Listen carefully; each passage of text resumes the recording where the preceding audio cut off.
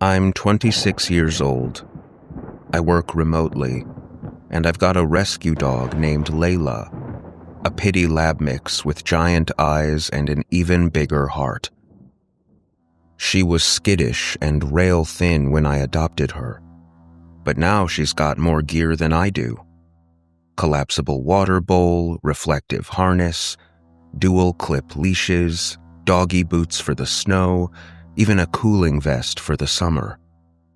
She, of course, rides shotgun everywhere, and I always carry a small pack with extra food, a towel, backup leash, her favorite ball, and plenty of doggy bags. That's why this thing has stuck with me, because I am responsible. I try to do everything right. It started on a Thursday night, sometime past 11. We'd been out later than usual, but I like night walks. They're quieter, there's less traffic, less chance of a reactive dog or a squirrel throwing Layla into a frenzy. We live in a townhome complex near the edge of a wooded park, with a pond and walking trails that curl around the outskirts like a border. Layla went to the bathroom near the sidewalk, which was normal. I picked it up and kept going. Then she went again near the community mailbox. I grabbed another bag, picked up her waist, and tied it off, thinking nothing of it. We were almost home when she stopped again, for a third time, which never happens. She squatted awkwardly by the edge of a shared lawn between garages. I reached for another bag and felt nothing. An empty loop on the dispenser. My stomach dropped.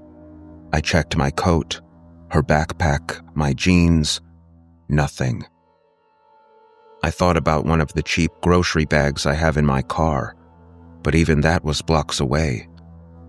I looked around.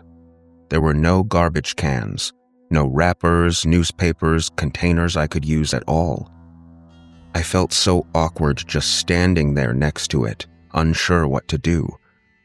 But at least it wasn't a private yard. It was a patch of shared grass that no one really uses. I told myself I would run back with a bag after getting her inside. It would be a 10-minute job tops. Still, I hated leaving it. When we got home, Layla flopped on the rug like she hadn't just embarrassed me in public. And I quickly got distracted answering messages. I sat down to fold laundry, and when I looked at the clock again, it was almost 1:30.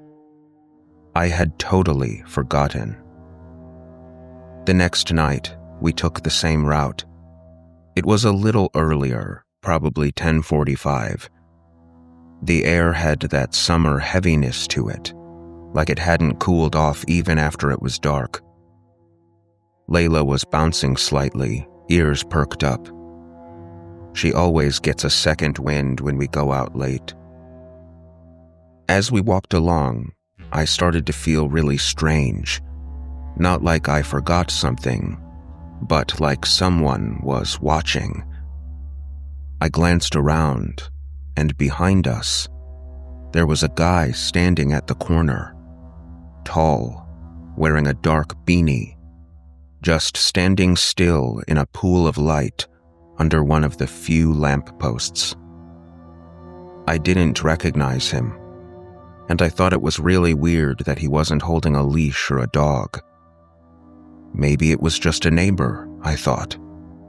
So we kept walking. As we went, Layla was staying unusually close.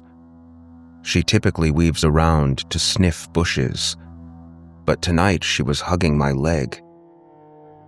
We turned a corner, and a few minutes later I looked back, and the man was following us. We kept going, and I kept glancing back. He was always there. At one point, I slowed way down and started to fiddle with Layla's harness, trying to see if the guy would pass us. But he didn't.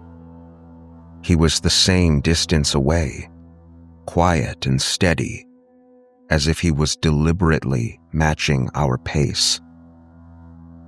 Now that I was officially weirded out, we crossed the complex and veered onto a side trail that cuts between the townhomes and curves around the pond. It's not exactly well lit. There are just a few dim solar lights and a motion sensor near the old gazebo. It was the long way home, but I was hoping it would give us some distance. As we continued on, Layla's ears were rigid. I kept checking behind us, but finally, the guy was gone. I started to wonder if I had overreacted when we hit the gravel path that led back toward the main parking lot. But that's when we saw him again.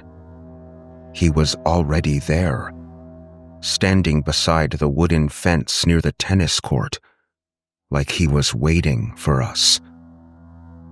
I don't know how he could have made it that distance, even if he was running. There were no shortcuts that I knew of that would make any sense. Yet, he was just there.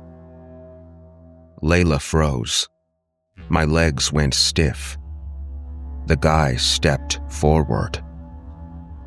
I nearly dropped the leash. He reached into his coat. I pulled Layla behind me, ready to run or scream or swing, but he pulled out a small plastic object. A doggy bag dispenser. Bright orange, shaped like a bone, one of those cheap things you get in a 3-pack for $5. "I saw you last night," he said. "What?" I blinked. "I keep an eye on the neighborhood," he said, stepping closer. I didn't respond. My mouth was dry. Most people here don't care, but I do. I notice. He extended the keychain toward me. I didn't take it. "If I ever see you leave anything again," he said, "I will report you to the HOA, to animal control, whatever I have to do. This is your only warning." Then he dropped the doggy bag dispenser into my palm and walked away. I stood there staring at his back for a while, but he never turned back around. He just vanished into the darkness past the trailhead. Layla nudged me gently with her tail low, and we went home in silence. I don't know who he was.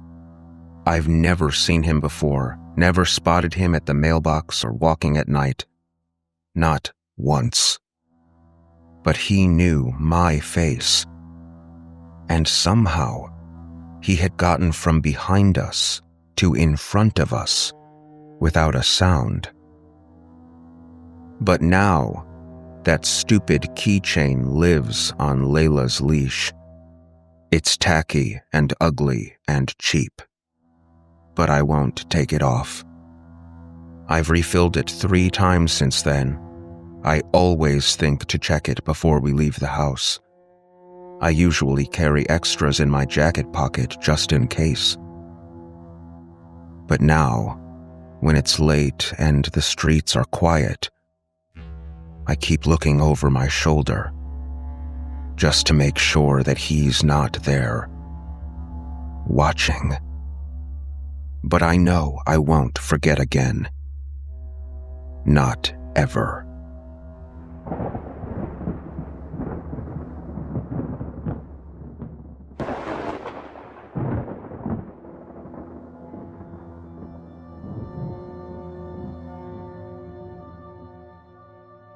This happened when I was in 4th grade.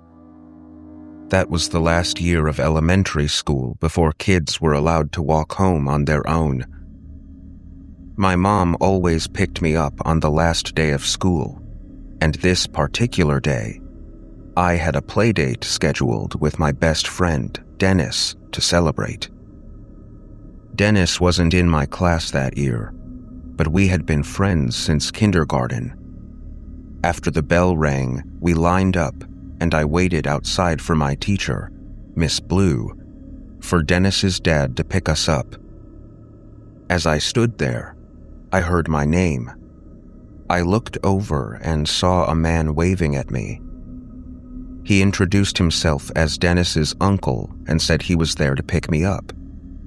I turned to my teacher and said I'm being picked up. She asked where my ride was, and I pointed to the man who waved at her. So she let me go with him, and we walked away through the crowd of parents. He was walking so fast, I had trouble keeping up. He was talking non-stop, asking about school, sports, and what I was learning in class. I didn't really pay much attention. I was too distracted. And it was only when we got to the car that I realized something was off. "Where's Dennis?" I asked. "Isn't he coming with us?"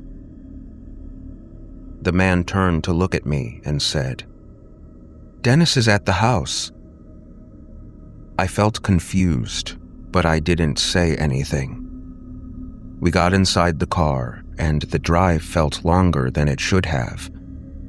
The streets were unfamiliar, and I started to get really nervous. We got to the house, and the man led me inside and shut the door behind us. The place was dim, with all the curtains drawn. He smiled at me, and I asked again, "Where's Dennis?" He said Dennis was in the basement playing video games. He said I could wait there while he went to get him. I was starting to panic now. Something didn't feel right. When he disappeared, I tried the front door, but it was locked. I was stuck. I had to think fast. I ran to the kitchen and found a phone on the wall. I picked it up and dialed 911, whispering, "Please come to this house. I think I've been kidnapped." I hung up and hid the phone under a towel. The man returned and called for me to come downstairs, but I didn't move. Then he rushed at me and grabbed my wrist, pulling me toward the basement. I screamed and cried, but he didn't stop. He dragged me down the stairs, where I saw an empty, unfinished basement with only one light bulb hanging overhead. Shortly after, there were footsteps above, followed by banging sounds. The police were at the door. I screamed for help and banged on the basement door. Then it opened, and a police officer grabbed me and pulled me outside. There were cop cars everywhere. The man was taken away in handcuffs, and I never saw him ever again.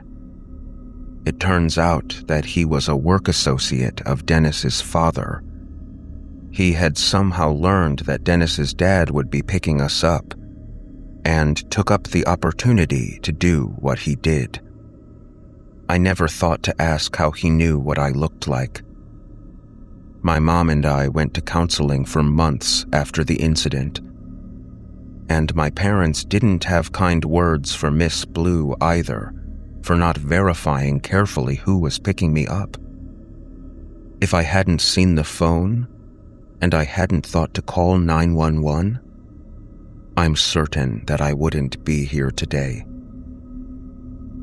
It's been 17 years since that happened, and I don't know if that man is out of prison or still alive.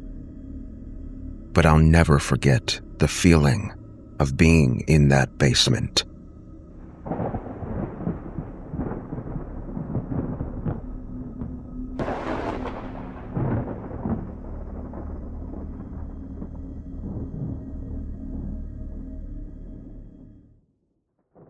If I hadn't seen the phone, if I hadn't thought to call 911,